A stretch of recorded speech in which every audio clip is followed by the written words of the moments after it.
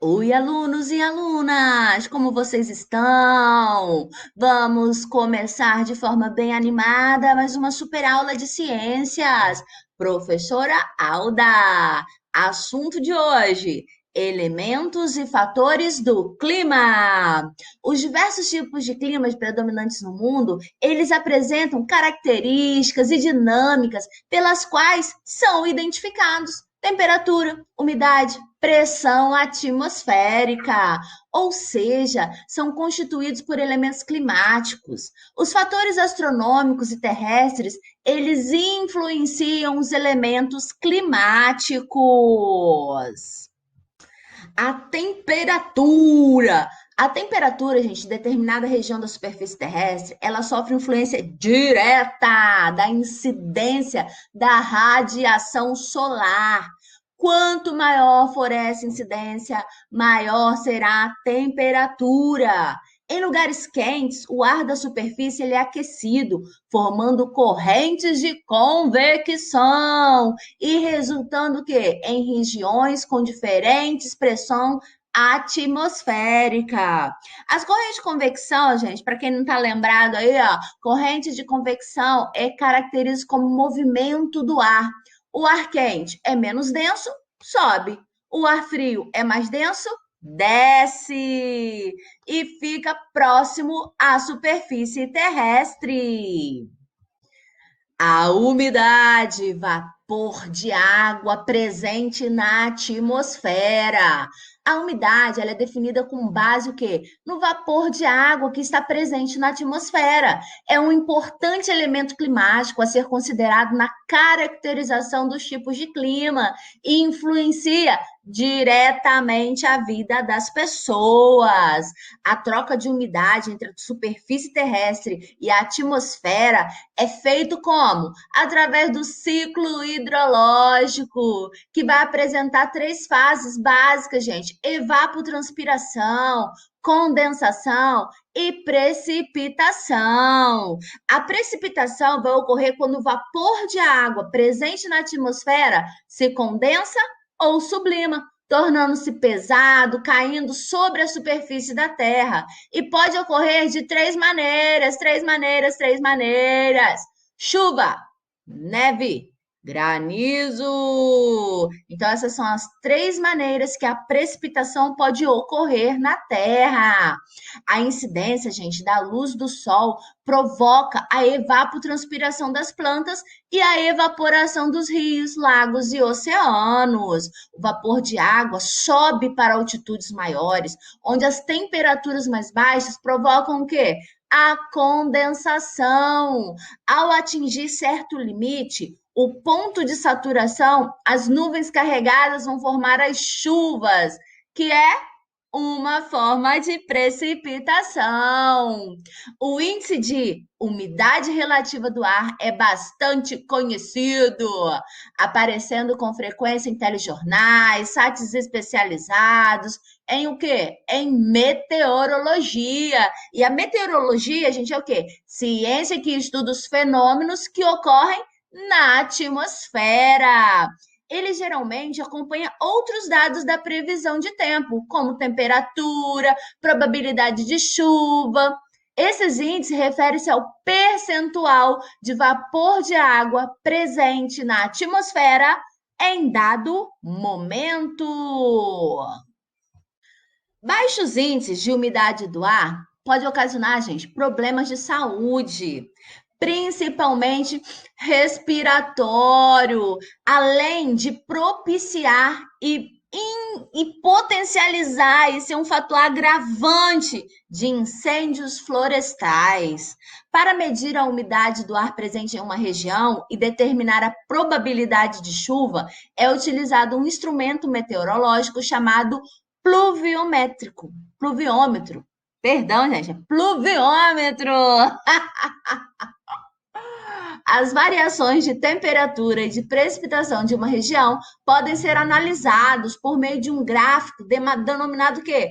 Climograma. Então, gente, a gente pode fazer um gráfico para a gente acompanhar as variações de temperatura e de precipitação de uma região. Pressão atmosférica. Pressão atmosférica é definida como a força exercida pelo ar atmosférico em uma região da superfície terrestre. A variação da pressão é o que faz com que o ar se movimente, caracterizando o vento que se move das áreas de alta pressão para as de baixa pressão. A diferença de pressão ela pode ser percebida quando nos deslocamos, por exemplo, em um automóvel do alto de uma serra para uma região que é litorânea. Nesses casos, o nosso organismo ele vai demorar certo tempo para se adaptar à diferença de pressão entre as duas altitudes, podendo provocar o quê? Dor nas orelhas, dor de cabeça, por exemplo. Essa variação de pressão está associada a diferentes temperaturas que geram a dilatação ou a contração dos gases. Em temperaturas mais elevadas, a massa gasosa presente na atmosfera se dilata, aumentando seu volume e diminuindo sua densidade. O ar aquecido, ele fica menos denso e exerce o quê? Menor pressão sobre a superfície terrestre, ascendendo para altitudes maiores. O resfriamento ele vai implicar a contração dos gases e o aumento na densidade, o que gera, gente, maior pressão sobre as camadas inferiores da atmosfera e sobre a superfície terrestre. Uma nuvem, ela pode ser formada das seguintes formas: convecção, convergência de ar, levantamento do ar devido à topografia e levantamento do ar ao longo de frentes frias. A convergência do ar, gente, é quando o quê? Dois fluxos de ar vindos de direções diferentes se encontram. O levantamento do ar devido à topografia é o quê? A topografia, ela pode forçar o ar da atmosfera a subir montanhas ou cadeia de montanhas. E após subi-las, esse ar vai se deparar com temperaturas mais baixas, formando a nuvem. Convecção, o Sol vai esquentar a superfície do planeta, que vai aquecer o ar da atmosfera. Esse ar quente é mais leve e sobe. Então, o vapor de água presente nesse ar, que é condensado, ao atingir alturas com temperaturas mais baixas. E o que é, então, gente, o levantamento de ar ao longo de frentes frias? Em frentes frias, gente, vai ocorrer o encontro de duas massas de ar com características diferentes. Uma é consideravelmente mais quente, já a outra consideravelmente mais fria. Ao avançar sobre a massa de ar quente, a massa de ar frio a força a levantar, formando nuvens de diferentes formas no decorrer de toda a frente fria. Então, gente, esses são os modos, as formas como a nuvem pode ser formada. Circulação atmosférica. A subida e a descida de massas de ar atmosférico estabelece o quê? Padrões de circulação. A distribuição irregular, gente, de calor na superfície da Terra é o principal fator de circulação geral da atmosfera, que, por sua vez, está diretamente relacionada à distribuição das chuvas. Como já mencionamos, a pressão que o ar exerce sobre a superfície é denominada pressão atmosférica. Assim, existem zonas de baixa pressão atmosférica, nas quais o ar é menos denso e realiza um movimento ascensional, ou seja, para cima, e zonas de alta pressão atmosférica, nas quais o ar é mais denso e realiza um movimento descensional, para baixo. O nível de radiação solar, gente, diminui gradualmente do Equador em direção aos polos.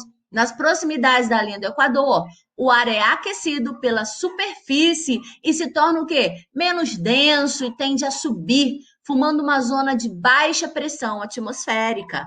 Essa zona recebe ventos que sopram dos trópicos em baixas altitudes, os chamados ventos alísios.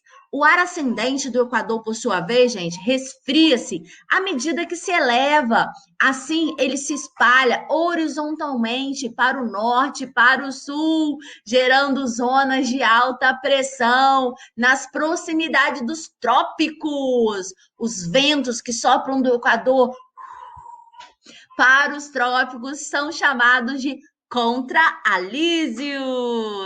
A subida e a descida de massas de ar atmosférica estabelece que padrões de circulação. E corrente oceânica? Corrente oceânica também é chamada de correntes marítimas. São grandes massas de ar de largura e profundidade que variável e se deslocam pelos oceanos. Esse movimento de grandes massas de água é causado por uma conjugação de fatores: a rotação da Terra, a ação dos ventos constantes, a diferença de densidade das águas e a configuração, gente, confecção não, configuração das bacias oceânicas. Cada fluxo de água tem características que o diferenciam do conjunto oceânico próximo: temperatura, salinidade, velocidade e etc. Nas áreas atingidas, gente, por correntes vindas de águas frias, predominam os climas mais secos. É o que acontece, por exemplo, na costa oeste da América do Sul. A predominância do clima seco deve-se a dois fatores: menor evaporação das águas frias e ocorrência de chuvas sobre o próprio oceano, já que os ventos que se formam sobre ele são mais frios e provocam a condensação do vapor de água, de modo que as nuvens atingem o ponto de saturação antes de chegar ao continente. Já as correntes oriundas de águas quentes contribuem para tornar o clima das áreas que elas atingem mais úmido. Elas se originam nas regiões intertropicais, próximo à linha do Equador, e se deslocam para altas latitudes. Hoje eu tô demais. Previsão do tempo. Cada vez mais as previsões do tempo sendo utilizadas no nosso cotidiano. Quer pegar uma prainha? Vamos ver se vai dar sol? Sem sol, né? A gente até pega a praia, mas não é a mesma coisa. Elas têm sido úteis para o planejamento de diferentes atividades, desde o passeio até para os movimentos econômicos, como a pesca, a agricultura. Com o avanço tecnológico, as previsões meteorológicas se tornam cada vez mais precisas. Isso porque elas analisam muitos dados ao mesmo tempo, desde aqueles relativos à atmosfera até os que se referem aos oceanos. Os satélites captam a formação, a dissipação e os movimentos das camadas de nuvens. Por outro lado, com os radares meteorológicos, é possível verificar as áreas onde estão ocorrendo as chuvas, qual a sua intensidade e o seu movimento. A temperatura, a pressão atmosférica, a velocidade e direção dos ventos são medidas onde? Em estações meteorológicas espalhadas por todo o mundo. E esses dados geralmente são transmitidos de forma automática. Há ainda, gente, outros dados que são obtidos por meio dos balões atmosféricos, bolas oceânicas, instrumentos de aviões comerciais e muito mais. As informações coletadas, gente, com esses diversos instrumentos, eles são capazes de, com supercomputadores, gente, realizar uma infinidade de cálculos em questão de segundos. Essa tecnologia permite transformar os dados em gráficos, mapas, cabendo ao meteorologista analisar tais dados para elaborar o quê? Suas previsões. Gente, então a gente observa que tem ocorrido o quê? Alterações climáticas. E essas alterações climáticas, elas podem ser originadas por processo natural, é uma coisa que tem que acontecer e vai acontecendo de forma gradual, só que tem sido o quê? Intensificado pelo quê? Pela intervenção humana. Então, nós, seres humanos, temos afetado as alterações climáticas e contribuindo principalmente para o efeito estufa. Então, nós temos o quê? Que evitar, gente, fazer desmatamento. Temos que também, gente, evitar utilizar o quê? Produtos de queimas, tá? Temos que evitar usar carro. Gente, só quando for necessário, vamos andar de bicicleta, vamos fazer uma caminhada, vamos ver esse meio ambiente maravilhoso que a gente tem aí, beleza? Então é isso, pessoal. Até a próxima. Fiquem com Deus.